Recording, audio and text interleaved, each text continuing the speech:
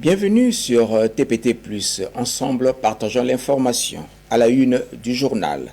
Célébration ce 20 novembre de la Journée mondiale de l'enfance. Présidentielle 2023 en RDC, le candidat Matata Ponyo désiste au profit de Moïse Katumbi.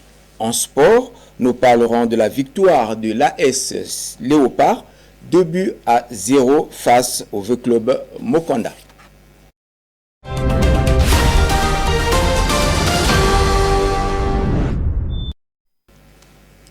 Ouvrons ce journal avec la Journée mondiale de l'enfance qui a été créée en 1954 et est célébrée chaque 20 novembre afin de promouvoir le respect et les droits des enfants.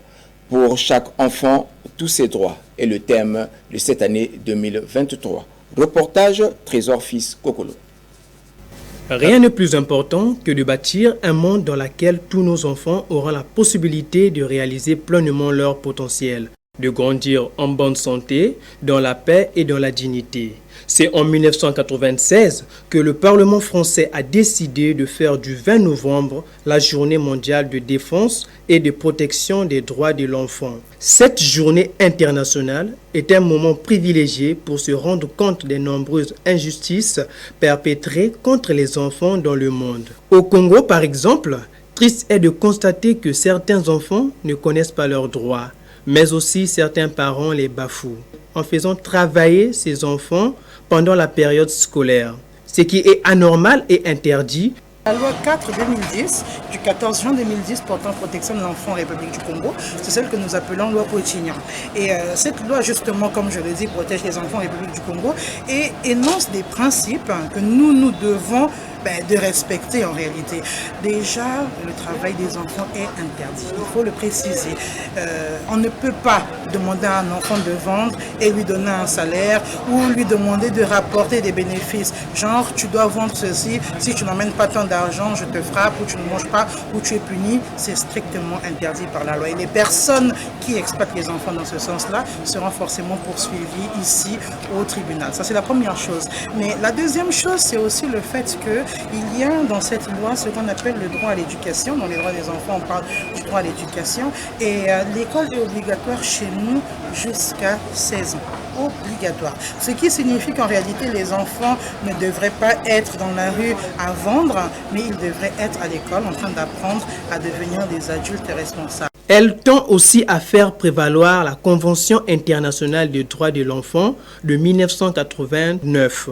Il sied de rappeler qu'un enfant n'est pas seulement qu'un être fragile qu'il faille protéger, mais que c'est une personne qui a le droit d'être éduquée, soignée, protégée, quel que soit l'endroit du monde où il est né. Et aussi qu'il a le droit de s'amuser, d'apprendre et de s'exprimer. Malgré cela, il reste beaucoup à faire pour que ces droits de l'enfant deviennent une réalité. Notons que ces droits ne seront réels que dans la mesure où ils seront mis en pratique pour les enfants comme pour tous. Promouvoir les droits de l'enfant, c'est tout d'abord créer les conditions sociales, économiques et culturelles afin que tous puissent y accéder. C'est à ce prix que les droits de l'enfant seront véritablement respectés.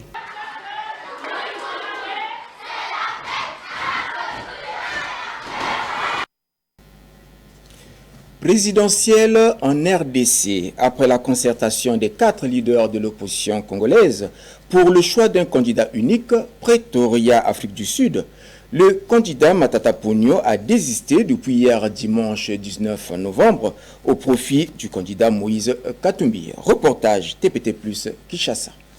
L'ex-premier ministre et président du parti politique Leadership et Gouvernance pour le Développement, LG2 en sigle, Augustin Matata Ponyo, candidat président de la République, a annoncé à surprise générale dans la soirée du dimanche 19 novembre son désistement afin de soutenir la candidature de l'opposant Moïse Katumbi à la présidentielle de décembre prochain. Dans un communiqué publié hier, Augustin Matata Ponyo a expliqué qu'en référence aux conclusions des travaux menés par l'opposition congolaise à Pretoria en Afrique l'Afrique du Sud, auquel son parti a pris part, il se rallie à l'ancien gouverneur du Katanga, le candidat Moïse Katumbi, qui portera désormais les tickets de l'opposition à l'élection présidentielle du 20 décembre prochain. Cependant, dans le souci de se maintenir coûte que coûte au pouvoir, le régime en place a intelligemment élaboré un système complexe de fraude électorale massive et de corruption.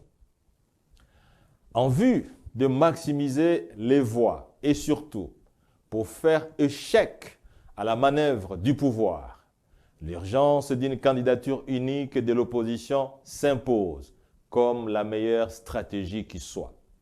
Telle est l'avis de tous les experts. Ainsi, à la suite des consultations qui se sont tenues à Pretoria, en Afrique du Sud, Moïse Katumbi Chapwe se dégage comme le candidat pouvant conduire les tickets de l'opposition représentés par 4 grands partis et regroupements ayant pris part à ces assises. En référence à cette recommandation et conformément à la décision de mon parti, je tiens à annoncer mon désistement de la course présidentielle de décembre 2023 en faveur de Moïse Katumbi Chapwe. Mon désistement répond à l'aspiration profonde du peuple qui veut à tout prix que le régime change. La volonté du peuple est plus forte que la mienne. Je ne peux donc pas... En rappel, l'ancien Premier ministre Augustin Matata Ponyo est frappé par la justice congolaise pour les dossiers de détournement du projet Bukangalonzo. Pour éviter le pire, pendant la campagne d'élection générale en RDC, les chefs traditionnels et coutumiers ont lancé un cri d'alarme aux candidats de privilégier la paix et éviter ainsi des messages haineux et de caractère tribal. Suivez.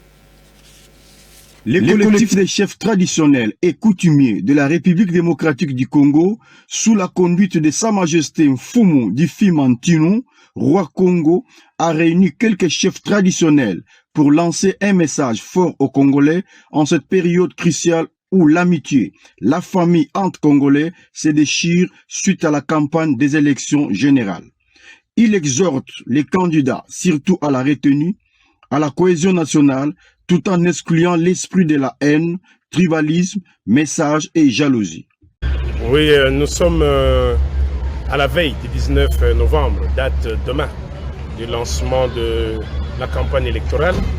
Nous savons que ce genre de périodes, ce sont des périodes cruciales, où chacun va en compétition pour essayer de gagner, où chacun va utiliser tous les moyens possibles pour gagner, ce n'est pas pour déstabiliser son adversaire. Nous voudrons ici lancer un appel, avant tout à tous les politiques, à tous les candidats. Certes, il est vrai que vous allez tous compétir pour des postes, vous allez tous compétir pour gagner ces combats électoraux, que ce soit au niveau présidentiel, que ce soit au niveau de la députation nationale ou que ce soit au niveau de la députation provinciale. Nous vous demandons de garder les esprits apaisés. Gardez à l'esprit que le Congo est notre seul patrimoine que nous avons encore et que nous continuerons d'avoir pour la progéniture, pour la continuité de notre identité. Le monde entier se bat pour la conservation de l'identité. Nous avons le seul Congo qui est encore notre ciment. Faisons un effort pour ne pas la déstabiliser. Faisons un effort pour que cette République soit encore forte. Et donc, faites votre campagne dans une cohésion, dans un message de paix, dans un message de bon vivre. Bonne chance à tous et que le meilleur gagne. Toujours dans les mêmes lancers, le roi Congo a aussi traqué les chefs coutumiers, autrefois étaient des perturbateurs dans leurs messages et fréquentations. Également parler aux chefs coutumiers. Nous sommes le socle de la cohésion. L'article 207 de la Constitution nous reconnaît. La loi sur l'autorité coutumière nous donne encore cette force de garder la cohésion et le développement du peuple. Nous allons vous accompagner, nous tous. Nous restons l'arbre au milieu du village. Nous sommes le socle du village. Les chefs coutumiers, vous allez recevoir tout le monde. Mais de grâce, n'enflammez pas vos populations. N'assistons pas à ces bêtises que nous venons de suivre avec Mme Mankoulou. N'assistons pas à des bêtises que nous avons suivies dans les Maïndom, avec les Moubonde consorts. Ne réveillons pas les histoires de Bakatakatanga ou de Zenyele. Ne cherchons pas à jouer le jeu des divisions. Restons ensemble et donnons la paix à cette pays. RDC toujours. Après la sortie médiatique du leader du M23 le week-end dernier à Bunagana, l'ancien ministre du Développement durable, Justin Bitakwira, recadre le président du M23 et son ethnie. Les détails de ce reportage. La dernière sortie médiatique des M23 à la cité Bunagana, frontière RDC-Ouganda, le week-end dernier, ces comportements anti-partis ne laissent pas réagir Justin Bitakwira, ancien ministre congolais de développement rural, ancien député national, qui sort de son silence pour traquer Bertrand Bisimwa, président de M23, natif du Nord Kivu, de ne pas vouloir entendre les rapprochements de ses frères et sœurs et demande au peuple nandais, tribu originaire de Bertrand Bisimwa, de retirer d'urgence leurs frères qui est devenu seigneur de guerre en multipliant l'insécurité, désolation auprès de la population. Le président du M23 s'appelle Bertrand Bisimwa. Et j'invite à mes frères, amis et autres que Bemba Saolona avait fait appel à son fils Jean-Pierre Bemba aujourd'hui de déposer les armes, et s'il ne déposait pas les armes, il ne les considérait plus comme son fils. Je demande au Bashi de demander à Bertrand Bisimwa que ce qu'il est en train de faire là-bas suive leur tribu. Je vous remercie. Comme à Kinshasa, la campagne électorale a été lancée dans la province de Kwanga, précisément à Kenge, par le parti politique La Convention pour la République et la démocratie, parti cher à l'honorable Mbosso, président de l'Assemblée nationale. Suivez donc ce reportage rendu par Kevin le Différent. Ce dimanche 19 novembre 2023 a été une journée perturbée dans la ville de Kenge, à 300 km de Kinshasa. Le parti politique de la Convention pour la République et la démocratie, issu de l'Union sacrée de la nation plateforme, réunissant plus de 300 partis politiques en soutien au président Félix-Antoine Tshisekedi, a lancé officiellement la campagne électorale à l'initiative de son président l'honorable Christophe Mbosso, président de l'Assemblée nationale. Cette mobilisation a démontré que son fief politique de Kenge soutient le président sortant Félix-Antoine Tshisekedi. Un seul message qui les accompagne, c'est le bilan largement positif du président sortant Félix-Antoine Tshisekedi. On rappelle, cette première journée était trop faible de participation aux autres candidats.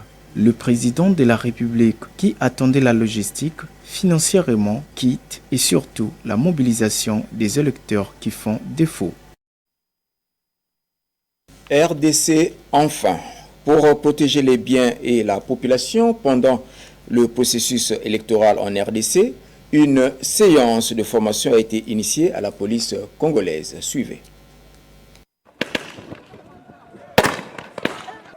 Les éléments de la police nationale congolaise de l'Ituri sont déterminés à sécuriser avec professionnalisme le processus électoral d'une manière apaisée. Dans cette province, ils sont à mesure de gérer une foule lors d'une manifestation publique. C'est dans ce cadre que 150 unités du groupe mobile d'intervention garnison de l'Ituri ont été formées 5 jours durant sur le maintien et le rétablissement de l'ordre public. La cérémonie de la clôture de la dite formation a été présidé ce vendredi du 7 novembre 2023 au stade Aman de Bounia par le gouverneur militaire de l'Ituri. Lors de son adresse, le lieutenant général Luboyanka Choma Johnny a invité les apprenants à sécuriser tous les candidats sans tenir compte de leur appartenance ethnique. Ce que nous disons à nos policiers et ce qu'ils savent, ce que je leur répète, c'est qu'ils protègent tout le monde, que ce soit les opposants, que ce soit la population aussi, parce qu'il faut aussi protéger cette population.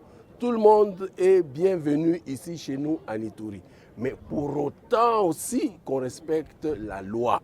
Ça, je tiens vraiment à le dire. Nous, les Ituriens, nous avons passé des moments très difficiles et c'est à cause de ces braves agents que vous voyez ici que nous avons aujourd'hui cette paix. Parlant au nom des récipiendaires, le commissaire provincial intérimaire de la police nationale congolaise à Ituri promet de mettre en application toutes les notions apprises au bénéfice de la population. À vous qui venez d'apprendre toutes ces notions, je vous invite au strict respect des matières apprises dans l'exercice de vos missions. Ainsi donc, je ne saurais clore mon adresse sans remercier son Excellence, Monsieur le gouverneur militaire de l'Ituri et commandant des opérations pour son inlassable accompagnement. La remise de certificats suivis des matériels de protection, une dotation de l'Union européenne dans le cadre du projet Congeta, un programme d'appui à la réforme de la police a clôturé cette cérémonie. Après la RDC, revenons à Pointe-Noire pour parler sport. Le complexe sportif de Pointe-Noire a abrité la rencontre entre V-Club Mokanda et l'AS Léopard de Dolisie. Score final 2-0 en faveur des visiteurs Fauves du Niari. Match comptant pour la deuxième journée du championnat national Ligue 1 saison 2023-2024. Le reportage complet dans nos prochaines éditions.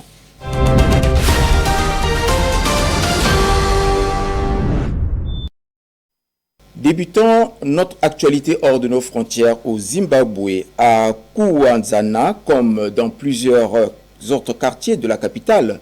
Faute d'approvisionnement en eau et d'infrastructures adéquates, le choléra prolifère à grande échelle, avec 51 morts confirmés dans le pays et plus de 7000 personnes infectées. L'état d'urgence a été décrété. En marge d'une réunion du forum G20 Compact with Africa, dédié à la promotion de l'investissement privé en Afrique, le président de l'Union africaine, Azali Assoumani, a appelé lundi à Berlin à une augmentation des flux financiers vers le continent. Enfin, les engagements climatiques pris par les pays du monde entier placent la planète sur une trajectoire de réchauffement catastrophique allant jusqu'à 2,9 degrés Celsius au cours de ce siècle, alerte ce lundi l'ONU. C'est la fin du journal. Merci d'avoir choisi TPT+, la chaîne du moment pour vous informer. Au revoir.